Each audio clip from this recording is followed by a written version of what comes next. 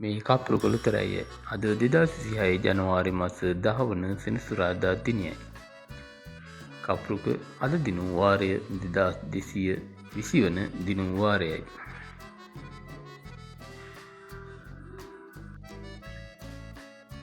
දිනුම් අදින ලද පිළිවෙලට යය අංක සමග ඉංග්‍රීසි අක්ෂරය ඉතා නිවැරදිව හා පැහැදිලිව ඔබ වෙත ගෙනෙන්නේ.